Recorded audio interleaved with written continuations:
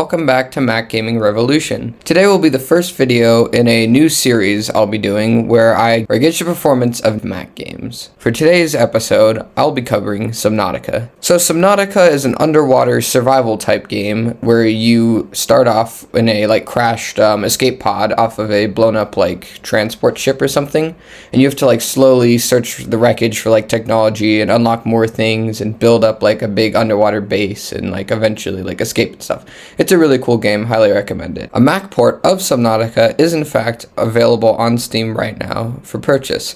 And as of right now, at the time of recording, February 13th, Subnautica is on sale and will be for the next 43 hours for $9.99 US, and it's 67% off. So that's a pretty solid deal. Normally it's $30. So if you want this game and are watching this video within 40 hours of, this recording time, I'd highly recommend you pick it up. Now, the real question here is, how does this game perform? And yeah, keep in mind, I am on a baseline M1 Mac, 8 gigabytes of RAM. It's a Pro model, so it has a fan, but it just has the normal chip.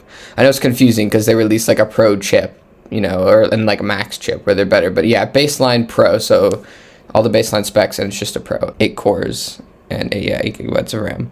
So, before I'll just give a quick summary of what I've noticed when playing this game. As you can tell right now, I have 13 hours in this game. And yeah, so I'm a decent ways in, and I haven't really encountered any big performance issue areas or whatever. It runs pretty alright, and I'm also on low settings, low resolution, stuff like that. Just from eyeballing it in the past, I've gotten 40, 50-ish FPS, which it's very playable. I will give it that. It's very playable. It may not look the best, sure, but it's very playable. Alright, so I'm just going to boot up the game, and I'll meet you in a sec when I'm actually in. Alright, so we are now in Subnautica, and yeah, first here are my settings I have. Use the graphics, medium, anti-aliasing on that, and quality on off, so it's basically just off. Bloom off. I have lens it on. I don't think that really matters, but yeah, depth of field off. All these things on off, and yeah. Then I have my resolution at 1440 by 900 and no VSync and FPS cap of 60 frames per second, and just a normal field of view. So yeah, that's the performance settings. I wasn't able to actually get the metal HUD working for this game, as I am pretty sure it uses OpenGL as its graphics engine, so I am actually unable to see the exact FPS. And Steve's integrated FPS counter wasn't really working either, so I don't know. You'll just have to eyeball it, just like I've had to. And yeah, we can see a few weird textured stuff like that, yeah. Nothing too bad, and it's in the rooms. I don't know. It's not a big issue though. I mean, it's, yeah, whatever. So yeah, I'd say 30, 40 FPS, just eyeballing it.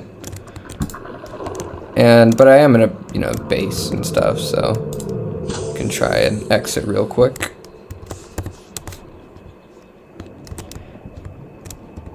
Yeah.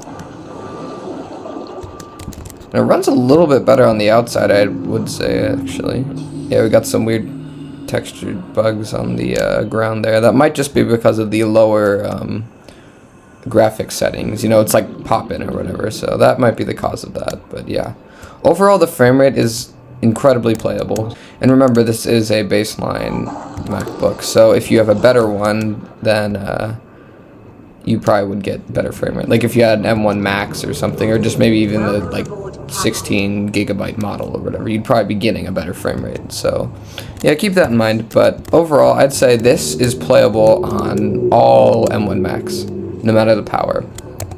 And it'd probably be playable too on higher end Intel Macs as well. So I don't really have much, I don't actually have an Intel Mac, so I wouldn't be able to tell you definitively, but I would assume that this game, besides too, it's also built for Intel Macs, so it would probably run better on higher end Intel Mac as well. If you have an Intel Mac, I'd recommend checking out the minimum specs on the Steam page, as those are more geared towards Intel Macs. But yeah, to conclude, I would say that Subnautica is very much playable, at least on low graphics settings, on all M1 Macs. And while it isn't a good port, they could have definitely done a better job by at least writing it for the Metal graphics engine instead of the really the long deprecated now OpenGL graphics renderer or whatever,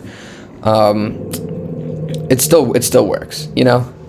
So yeah, I would recommend this game. I mean, if you're able to, if you know, yeah, you're able to manage not getting a perfect 60 FPS. I mean, you will get 60 at some situations, but it just won't be a constant 60, at least on the lowest end Mac. So yeah, highly recommend it. Thank you guys all so much for watching. Make sure to like and subscribe, and let me know if you like this series, if this helped you out. And yeah, I'll catch you in the next one. Keep gaming on a Mac.